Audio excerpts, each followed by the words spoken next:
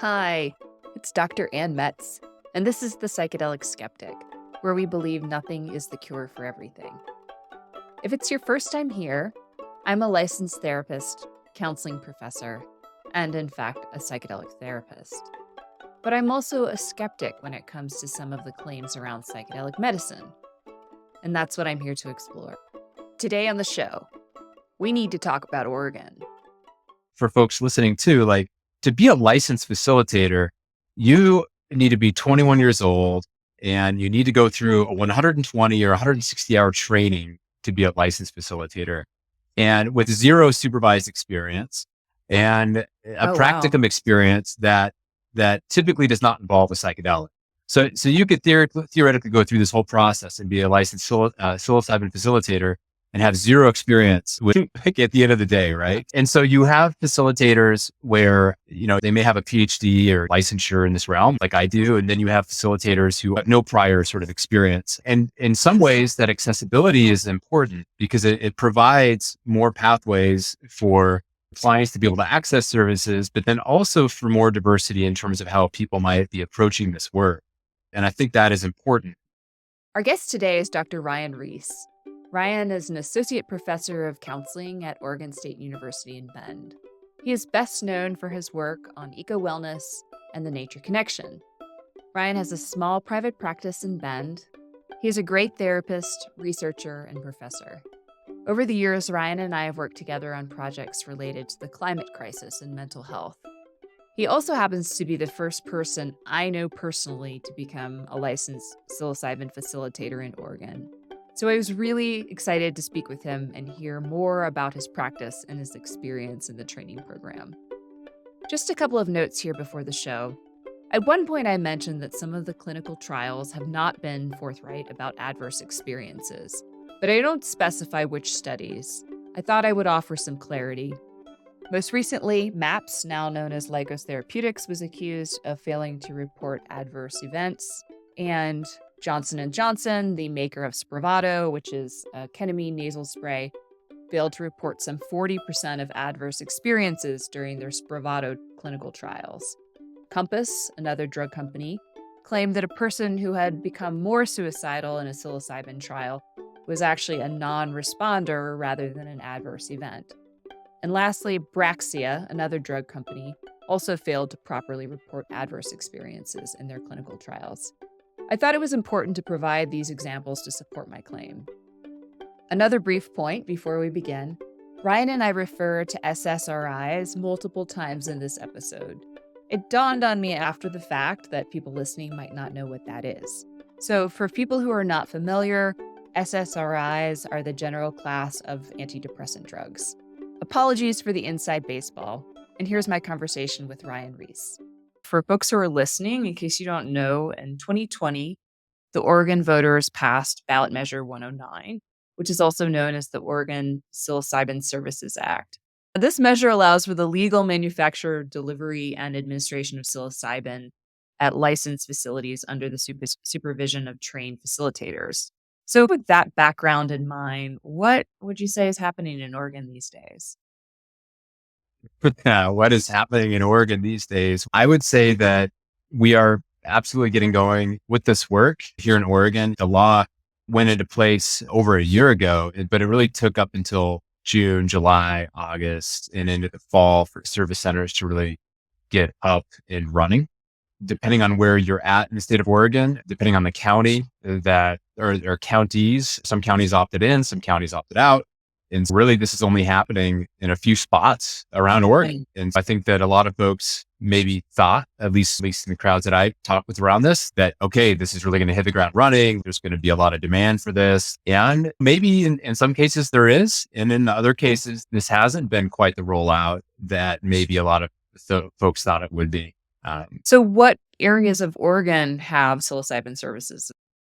So the Portland area, absolutely. Here in Central Oregon, down more in Southern Oregon, around the Ashland area are some of the main areas right now. I'm sure that there are other spots too, but in terms of where I have my pulse, those are the three areas that I'm mostly familiar with. Yeah, great. And for our listeners, Ryan is actually in Bend, Oregon. If you're wanting to yes, Bend, imagine Oregon. Risk practices. So you mentioned that you thought this was going to be this great boom and lots of people were going to be, there was going to be great demand for services. Is that not what's actually happened? Yeah. So in practice, I think the demand has maybe varied. And I think it's varied. And I think also, yeah, there hasn't been quite the demand that maybe folks thought there were. But I think part of that probably pertains to just people still not quite knowing what psilocybin is or what psychedelics are or what's involved in the process. There is broader conceptions, or at least in terms of what you see or what we see in the media around psilocybin and it being framed as this sort of magic bullet or panacea. And it's just not, it's just not around that. And so I think that when clients or prospective clients see that, oh, okay, it's not just a matter of taking the psilocybin, you have to engage in work around this. I think that with that education, it can become even more intimidating when already a psilocybin journey for someone who hasn't done that before, it could be a scary experience in terms of the unknowns and what a person might go into. Interesting. So once they hear about all of the work that it's actually going to take, it suddenly becomes, oh gosh, this is not unlike going to therapy and having to really make Mhm, myself mhm. vulnerable, make myself uncomfortable, make big changes. Yeah, absolutely. And the way the Oregon framework is set up and structured, it's not therapy. So the Psilocybin Services Act it's a facilitation model through more of a wellness framework. Maybe we would call it that. It's not through the medical model. And so in the state of Oregon, Mm, myself as a licensed therapist, I would be unable to engage folks in this form of therapy. So I have to have a facilitation license that enables me to sit with people for these experiences. But within that framework, therapy isn't required. No medical oversight is required. A minimum of one preparation session is required. People can have their journey and that's it. And so mm. I Okay. do think it depends on what service center or facilitation company that you're getting in touch with. But I think for me, as I entered into the space, it still seems really important to have high expectations for an integrity with the kind of services that we're providing and ensuring that folks have the adequate support that they need to really maximize from the Mm. potential benefits. Yeah. Yeah. I'm sure it's not an inexpensive treatment. And so you want to really make sure that Definitely it's not. impactful and efficacious. Mhm. Yeah. I think everyone is interested in what the experience is. Could you walk me through what the experience is like for people who might be interested in seeing you for a facilitated experience? So I'll frame it broadly so that way 'cause there are a number of different service centers and facilitators who are out there. And so I'm sure that everybody has different kind of approaches around this. But like I mentioned, this isn't through the medical model. So when folks get in touch, it's not like I'm going through a 1 hour long or 2 hour long sort of screening process and asking all about their medical backgrounds and histories with this, but rather there is an initial screening that looks at, okay, what medications are you taking? Are you seeing a mental health therapist? Things that would exclude someone from this framework is present day suicidal ideation, taking the drug lithium, and having a diagnosis of bipolar disorder or schizophrenia. Or basically, does a person have a history of manic episodes or mania or psychotic episodes? So those things would automatically steer someone away from this framework, but that's about it. Mm. So it's really open ended in Wow. terms of who can have these experiences. And also, when getting in touch with me, I'm really cautious with how to ask people questions because the framework did not allow me to use or apply my counseling license. And so I need to steer clear of Mm. evaluation, psychological evaluation and assessment.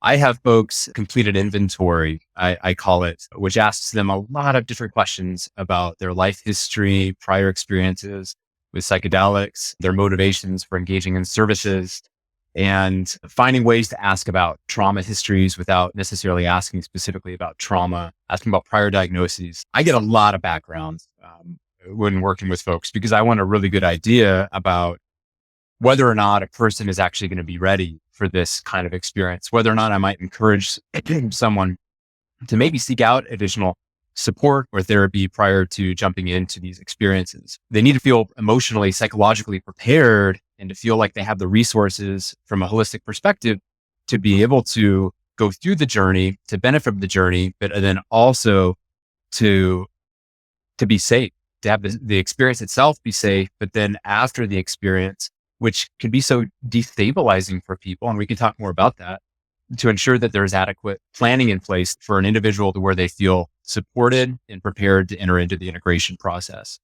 So that's a big emphasis right out of the gate. So there's that initial screening that people are doing. There's that inventory that people are doing.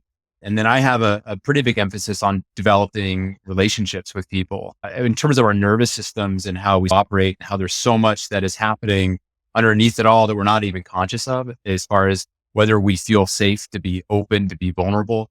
I think that pertains a lot to the psilocybin experience when a person ends up going inward on their journey. They need to feel safe and secure with the facilitator who they're sitting with. And I think that having a mental health background has, at least so far, provided clients with the sense of, okay, this person has sat with people with trauma before and kind of people through that process or facilitate that process in a different setting. So I think that helps. But in addition to that, developing that relationship during preparation is really important. And so I meet with people typically 3 or 4 times. It's actually been more like 4 times with folks. And that a lot of times is virtually, because I work with people all over the country, and in some instances with people who are outside the United States coming in, and I'm developing and fostering these relationships initially in a more of a virtual environment. And then when people arrive to Bend, engaging in one additional preparation session where we're meeting face to face, going for a walk when we can, incorporating nature when we can, when folks are interested in that and want that. And so after we've engaged in this preparation process, that's where we then go to the service center on admission or dosing day. And so I partner with a local service center here. That's something that I decided not to do because there's a lot of ins and outs and requirements for developing a licensed service center. And so that is where an individual would go and receive the psilocybin services, including the product. On administration day, we meet there in the morning, and there is a service center representative that we meet with. I'm not able to touch the product whatsoever as a licensed facilitator. And so the service center does all the stuff around the product.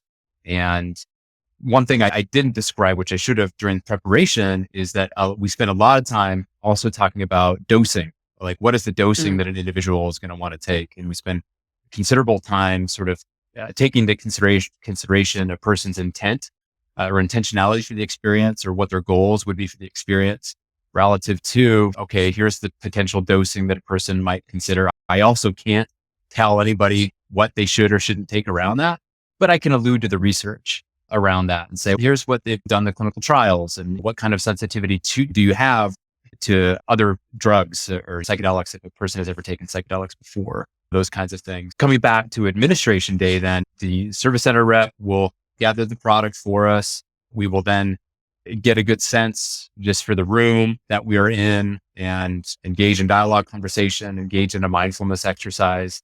And clients will then ingest the psilocybin and they'll go inward. And so inward meaning that they have an eye fold on. And for the service center I partner with, typically they're the only individual having a session at that time, which I really like. And so they either have the choice of having headphones on or not having headphones. We have a really great sound system that is there. Some clients prefer headphones, other folks don't. And then they're inward. They're going inward on this journey, anywhere typically between 4 to 6 hours, sometimes a little less, sometimes a little longer.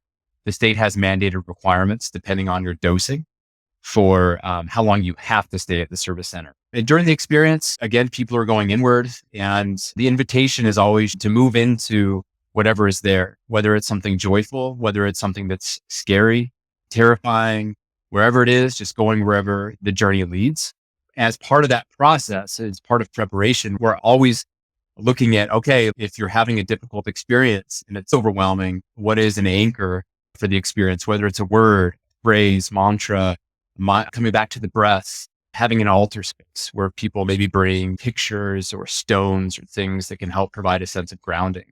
Because these experiences can get difficult and overwhelming. And sometimes we can get really lost in the experiences and lose footing in reality. And so the ability to reground in these experiences can be helpful for individuals when it does become overwhelming. And that's where I also am an external presence, an external sort of anchor for folks to check in during the experiences. There's a big deal in the state, which there should be, just around maintaining the physical safety, psychological safety around physical touch. And so clients consent to touch before services, or they don't consent to touch prior to services being rendered. That includes touching folks on their hands, on their shoulders, or on their feet. I believe you can also give hugs before following. I never hug folks in the middle, but really honoring physical boundaries and ensuring that any touch is intentional and it is with permission from the client. First of all, I want to ask about dosing. So Yeah. recently I interviewed a person who runs a retreat in Jamaica. And one of the things that retreat is known for is these flood doses of psilocybin that are like 15 to 20 grams. And of course, Oregon has a limit of 5. What's your take on dosing? And For better or for worse, I am about following the research. And granted, it's a different context, different setting, and also different product in the sense of in Oregon, you're consuming the raw fungi, the dried fruiting body of a mushroom. It oh studies, wow, it's not a it's capsule. synthetic. No, it's the full-on mushroom. So it's not synthetic psilocybin. So that is a difference between the studies as well in terms of how that might be metabolized differently, potentially. But still, even then, so we know the exact content or concentration of psilocybin in any of the product.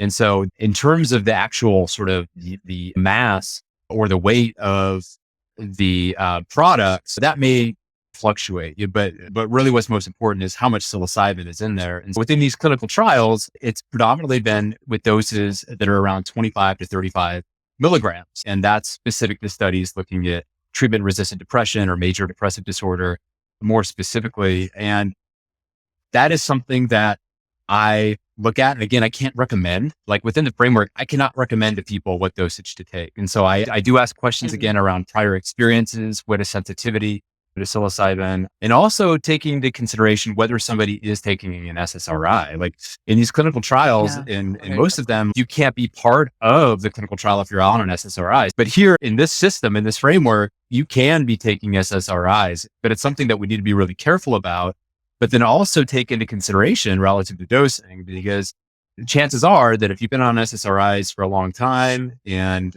depending on your dosing of that SSRI, like you may need a bit higher dosing of psilocybin to have what's called a mystical experience, which we know in the research is pretty highly correlated with the outcomes that are there in terms of reducing depressive symptomology, anxiety, end of life anxiety, those kinds of things. Anyway, so coming back to dosing then, I think that what I'm seeing so far for folks is somewhere in the ballpark of 25 to 35 milligrams.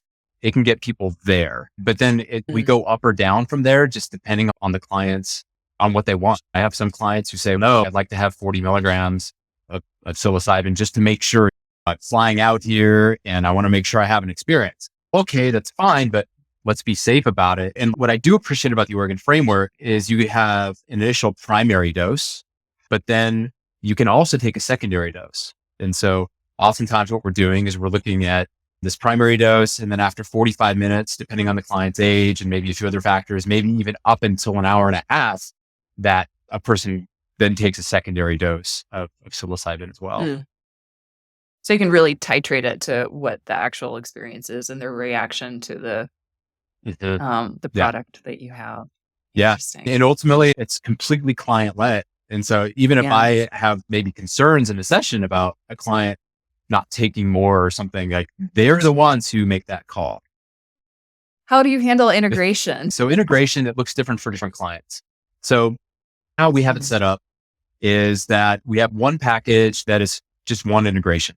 It's like, all right, like doing one integration, but it's expected that you are integrating with a licensed therapist and someone who is psychedelically informed, who can really support your unfolding process. For other packages, we have 3 or 4 integration sessions where we're connecting. And even then, like you need to be working with a therapist. Like it's a major bias of mine. I know that some folks would hear that and say, no, that's not always necessary. There's other ways to integrate.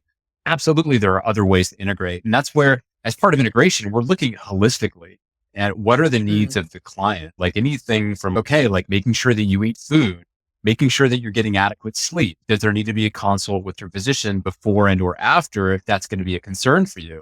Because sleep is going to be super critical. Following and looking at somatic work, massage therapy, working with a chiropractor, yoga, like any form of body-based work, depending on some clients. But then also the talk therapy component just around, oh my gosh, there's all this stuff that has opened up and you're able to access it now in potentially some different ways that you weren't able to access it or think about it before.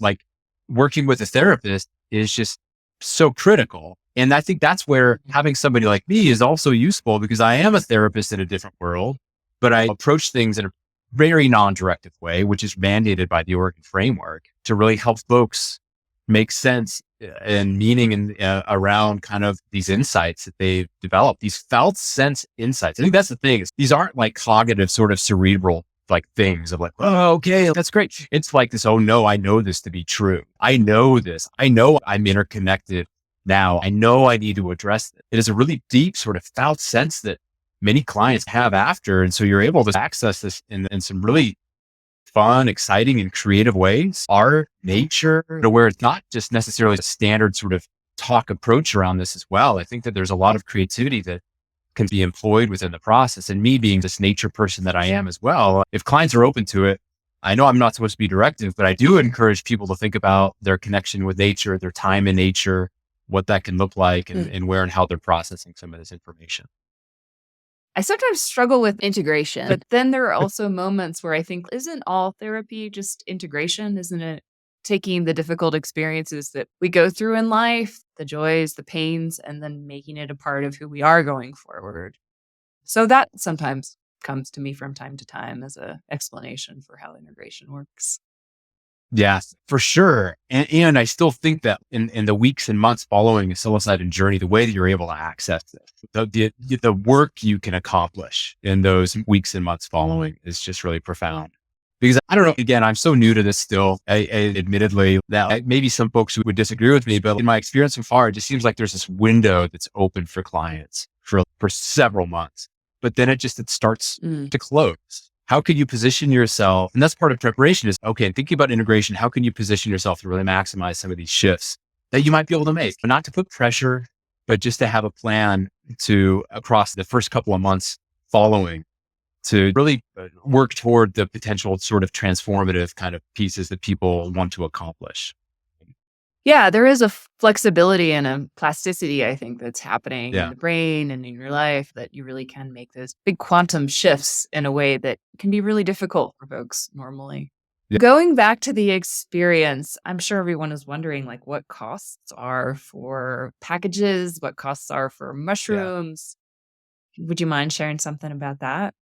Sure thing. Because I want to share a range too, because I think that it depends on the service center and it depends on the facilitator. For folks listening too, like to be a licensed facilitator, you need to be 21 years old and you need to go through a 120 or 160 hour training to be a licensed facilitator and with zero supervised experience and a practicum experience that typically does not involve a psychedelic. So you could theoretically go through this whole process and be a licensed psilocybin facilitator and have zero experience with like at the end of the day, right? And so you have facilitators where, they may have a PhD or licensure in this realm like I do. And then you have facilitators who have no prior sort of experience. And in some ways that accessibility is important because it provides more pathways for clients to be able to access services, but then also for more diversity in terms of how people might be approaching this work. And I think that is important. But anyway, I'm mentioning that in part because I think that like what you're going to see in terms of costs are really going to vary. And so I think what a person can expect at the ground level, like, all right, one preparation session that is required by the state, the dosing session, and then zero integration sessions. You're looking at maybe like $800 to $1,000, maybe somewhere in there. Again, depending on the facilitator. I'm sure that some are going to charge a little less, some a little more. Typically, in addition to that, there's going to be the service center rental fee. In some cases, that is baked into or part of the facilitator fee. In some cases, you have to pay that separately to the service center. And I think the price point I'm seeing that's pretty common for a lot of folks right now would be like that one preparation session, the dosing session, one integration session would be somewhere in the ballpark of $1,500 to $1,800. That may or may not include, again, the psilocybin product fee and the space rental fee. Okay. The psilocybin product fee Like that varies a little bit. It's anywhere from maybe $50 to a couple $100, $300. So the product itself, like it's pricey, but it's maybe not quite as expensive as some people think that it might be. It's more of the facilitation services and the service rental fee that's probably the most expensive parts. But like that being said, you'll see packages, you'll see experiences going anywhere from, like I mentioned, $800,000 to $10,000, $12,000. Like it really just depends on who you're working with and what goes into the process, what goes into the experience around that too. And I think within my model and my framework at Quest, like I mentioned, the relationship is absolutely critical. It's, in my opinion, to develop that, to foster that with clients, both for safety, but then also to maximize the journey experience. And so I spend at a minimum around, including preparation, dosing, and integration, a minimum of around 12 hours with clients, upwards of 20 hours, depending on what folks are wanting and looking for. And I think that's where some people hear too, like, I don't need that. I don't want that. I just want I just want the dosing. And that's when I'll say, okay, great. Right. Go see some of these folks over here. Like they're more economical and they'll give you what you want. But you'll have your one prep session, your dosing, and then you can be on your way. So there's always this tension between offering a service to someone and then heeding what we know to be the best practice. I find it a challenging tension. Sometimes I'll have clients that come in and I just think, I don't really think CAP is a good fit for you. And they really want it. And it's difficult to say no. So what was it like setting up your practice? I heard through the grapevine that it was a bit of a process. Yeah, like it is. And I think it was really made further complicated. And granted, I don't have any other experience in my own, but what made my process really complicated in working with attorneys and things was like making very clearly this practice separate, the psilocybin company completely separate from my therapy practice, and ensuring that I'm not marketing this as psilocybin therapy, psychedelic therapy. I can't call it that.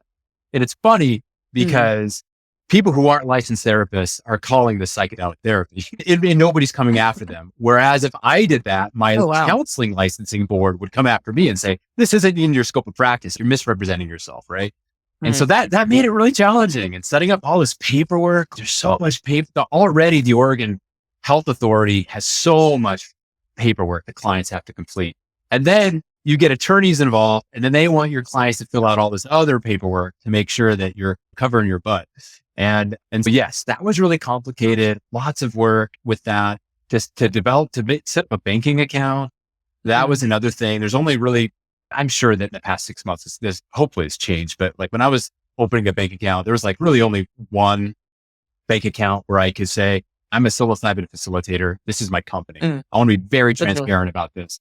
And fortunately, they're only charging a nominal service fee around that. Like I was worried it's going to be like $2,000 or $3,000, and it's, what do I pay? I think it's like $150 a month.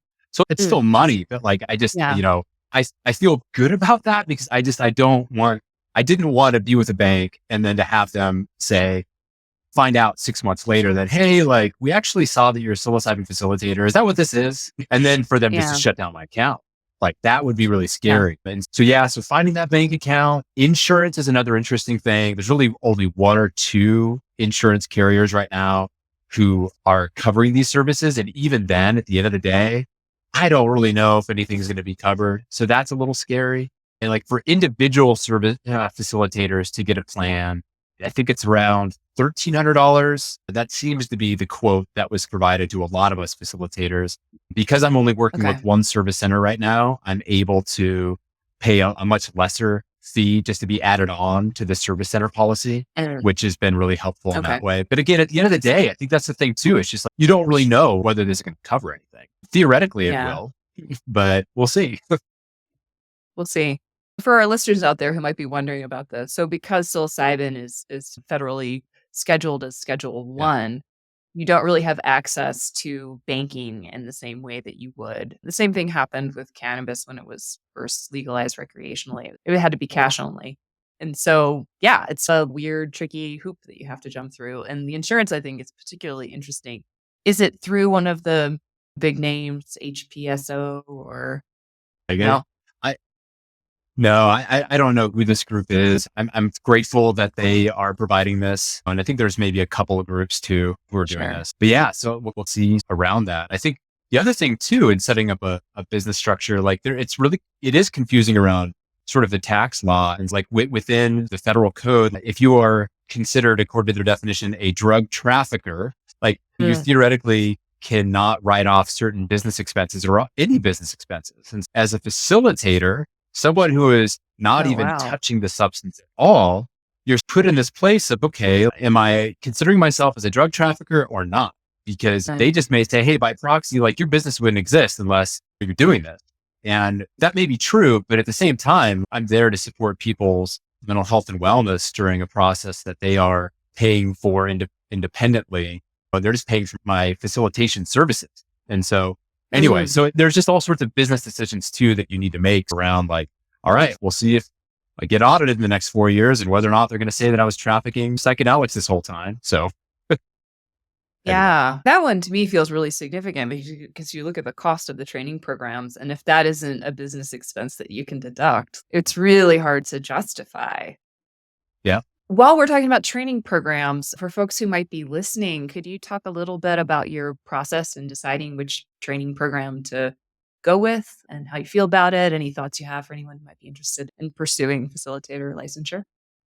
For sure. I think like the one piece would just be to know that this is all so new and the training is so minimal, like that you are getting a 10,000-foot view on any and all of these things, at least right now with where things are at relative to psilocybin approved training programs, at least. And I know that for me, what I was looking for, because I'm a research person, because I'm a clinician, I was like, I wanted a program that is like developed by researchers, people who teach this stuff, and also people who are clinicians. So like that contributed to me choosing the program that I chose around that. And so as such, it ended up being a really heady like program where we just read a bunch of research articles every week. Like, and there was more experiences than that too, but that was more or less the emphasis. And so like, it's just, yeah, these programs, there's a bit on just like, how do you sit with someone in a therapeutic space? How do you hold that container? Looking at maybe some of your own sort of work and countertransference issues that may come up with clients. And how do you talk with somebody about dosing and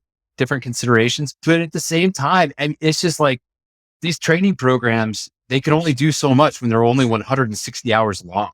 Like, and I think they're 120 hours, then it's a 40-hour practicum. I think that's what it is. That's why I keep saying 160. And like, when I think about the curriculum that covered adverse experiences, like what happens when certain things come up or when a client spins out, when a client becomes psychotic? Nothing. It's just very little is what I mean. And part of that is because these clinical trials have done a good job of screening people out to where they haven't had a whole lot of adverse experiences that have come up, where then there's case reports of, okay, this particular research participant spun out, had a psychotic episode or mania or whatever, and then here's how that was addressed. And so you want more training on that, but based on what standards, based on what experience. And so that's where certainly you can see the underground work, what has happened in the underground work, what are reports that have come out from that.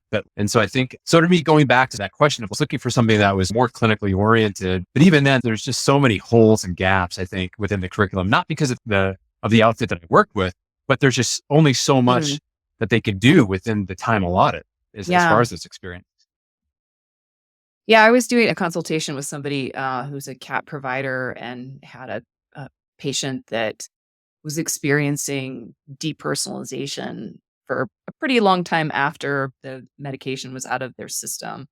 And I was just reflecting on, we don't have a whole lot of information about adverse events. And I don't think it's a willful ignorance or people are being like overly Pollyanna-ish about it. I just think we just don't really know. And I have heard certainly that some of the clinical trials not being super public about what hasn't gone. And that's, of course, been revealed thanks to investigative journalism.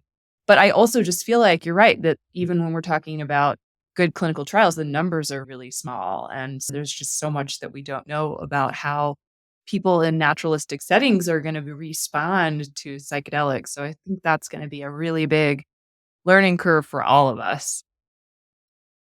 Yeah, absolutely. And then also for the medical systems, the mental health systems, just the broader systems in play too, of like, how do we support individuals where it's not the day of, it's 2 weeks after the fact, and they're no longer in touch with their psilocybin facilitator. They don't have a therapist. And here they are, they're psychotic or they're in a manic episode and they're going to the ER. They're showing up to the ER. And then the mental health providers or docs who are there, are they going to be informed? Do they going to have the continuing education in the background to appropriately treat folks and to be able to say, oh, okay, here's this substance induced psychotic episode. Here's how we can address and treat this and to support this individual.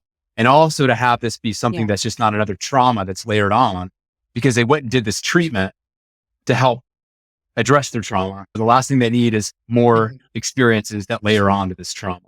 And I think that to me is another big form of advocacy and education and training that's going to be needed or that is needed. Absolutely. How easy would it be as an emergency room clinician? Once the middle of the night, someone comes in and they're telling you that they're hearing voices. It's really easy to diagnose them with, if you didn't know about psilocybin that might be related to it, you might just diagnose them with a thought disorder or something else, or a manic episode with psychotic features. So it is pretty risky. And I do think that the implications for the bigger system in general are huge.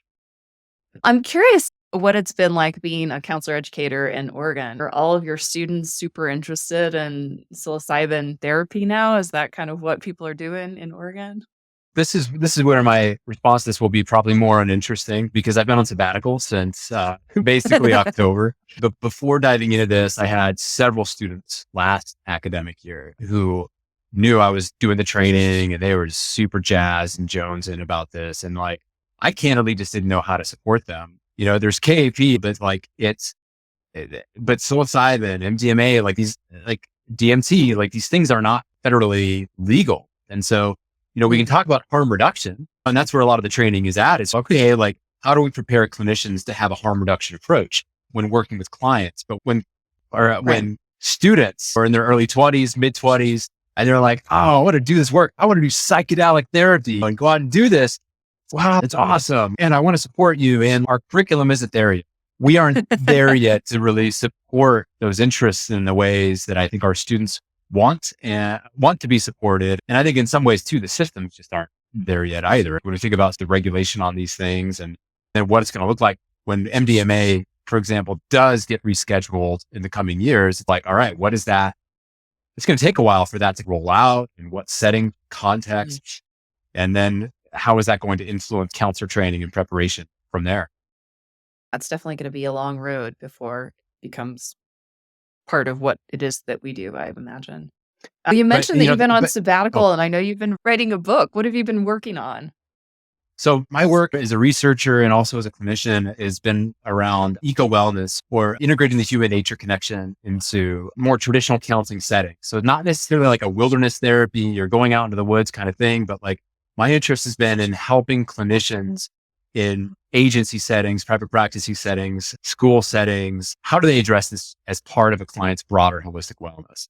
And so this book then is all about this framework, the eco-wellness counseling framework that I developed a decade or so ago, whatever that would have been, and writing about how clients can incorporate this into their practices, taking into consideration really safety, I think at the end of the day, and also ensuring that we aren't imposing our own worldview onto clients. I think that is something that we talk a lot about when talking about religion, spirituality more broadly. It's really clear. It's, oh yeah, we don't want to impose our values around that. But when we're like talking about nature, it's, oh, nature, everybody needs nature. It's like this thing that's really easy to oppose. And I think that's something that is often filtered through this white middle class sort of lens of what nature is, what it means, when in reality, nature, the natural world, can mean pretty terrible things to some populations who have endured a number of different traumas around that. And so, and just anywhere in the spectrum. And so the book is really coming from a place of, okay, like how do we base this in sort of a tiered assessment model and strategy, and then phase this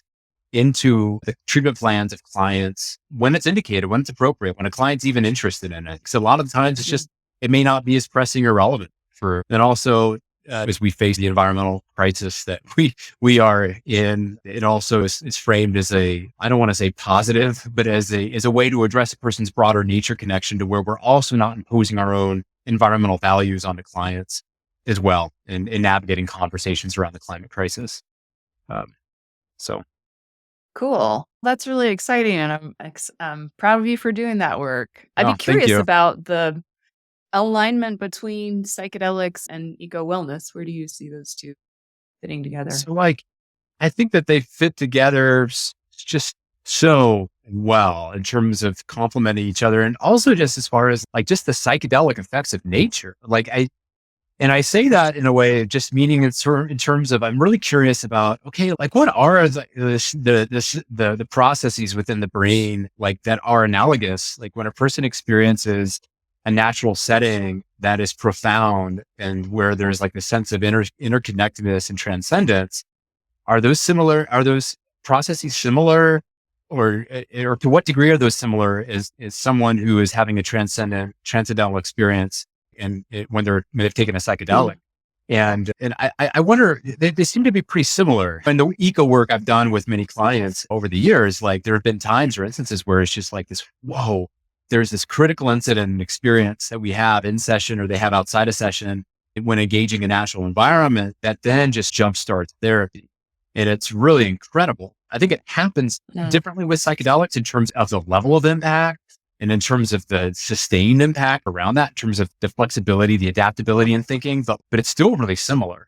And there's this core process too around like the ego. The ego is often discussed, within the psychedelic therapies and also within nature in terms of like, I thought that the ego or the self just totally goes away, but we begin to reconceptualize the self as being part of broader systems and feeling more interconnected. Yeah. Nature does that. Psychedelics seem to do that, depending on the content, the set and setting of the experience. So I see a lot of overlap. And I'm not saying that everybody should go take psychedelics in nature. I don't mean that. It's more of just, man, like nature is powerful. And particularly when we can access nature in culturally sustaining ways for folks. Everybody needs a little bit of that earth magic. And I mean that in a non-impositional way. Yeah. Thank you. Cool. Thank you. Yes. To honor your point earlier, I was listening. Ryan, are you accepting clients? If people are interested in coming and working with you, what's the process? Yeah. So essentially reaching out, we're questtherapeutics.inc.com. Getting questtherapeutics.com was way too expensive. So it's questtherapeutics.com. People can check out Quest, our approach. So I work with one other facilitator who's just this amazing human being, Chesley Stroud. And she's also a clinician and is co-owner of a group practice as well separately. So I think that is our ethos, is like, we're clinicians. We have a really high expectation for how we're going to show up and develop a relationship with you and make this experience as safe as possible. And also really shoot for maximizing the experience, positioning people to get the most they can out of these experiences as well. And yes, so we are taking clients. I think for me, it's like, I really want to pace that. I'm not looking to have this be my solo gig. I think that I want this to be one thing that I can have an impact on in working with clients as part of a bigger picture in terms of how I view sort of my commitments in life. And so I think that's another thing too for people to know is I'm not going to work with just anybody. Like I want to, and I don't mean that in a discriminatory way. It's more of just, I want people to be positioned for success. And I let people know that if it's not, I think maybe I'm not a good fit, or if maybe I think that maybe doing some ongoing work outside of here before doing this, I let people know that. And then they can make an informed decision, say, oh, forget you. I'm going to go work with somebody else who will. And it's okay. That's great. Do what you need to do. But yeah. I will say that my listeners will bring it. Be sure to get in touch with Ryan, and I'll include your information in the show notes for people who are interested. Just to close, is there anything that we didn't talk about that you'd love to put out there about your work or what's happening in Oregon? I think it is about accessibility. These services are absolutely cost prohibitive. My services are cost prohibitive. That's just the way it is, like right now. And it's really unfortunate. And part of that is, again, the way that the services have come out. It's not through insurance, right? Like we don't have insurance to cover these services. And even if we did, there's still going to be a cost element. And so I think that's where ongoing advocacy, ongoing efforts to be able to provide pathways and services across the state, as other states are looking to develop similar models, Colorado, elsewhere, finding ways for this to be accessible for folks. I know that right now, accessibility that's a big critique of this model. It's just, it isn't super accessible. And I think that's important to acknowledge and to highlight, which is also further contributing to people just being much more bold with the underground work. It's just like this, you know what? Like the Oregon framework isn't working. It's not accessible. Let's make the underground much more accessible. And that's happening in Oregon too, right? I'm not one of those individuals doing the underground work, but that is happening with greater frequency. And it's just, in some senses, it's okay. That's providing greater accessibility. I think in other senses, there can be some concerns about that too. Who is providing that underground work? What are their past experiences? What are their motivations? And in the same for above ground though, what are their experiences? What are their motivations? But I think that those issues around accessibility and above ground, underground, the tensions between those things, that's all really highly relevant part of this conference. What an interesting note to end this on, and hopefully something I'm going to continue to talk about on here. Hopefully do some episodes on psychedelic churches, which I know are another option that's out there as a alternative for improving accessibility. But man, Ryan, this has been really helpful. And thank you so much for your time. I'm just excited about this conversation. Of course. Thanks for having me.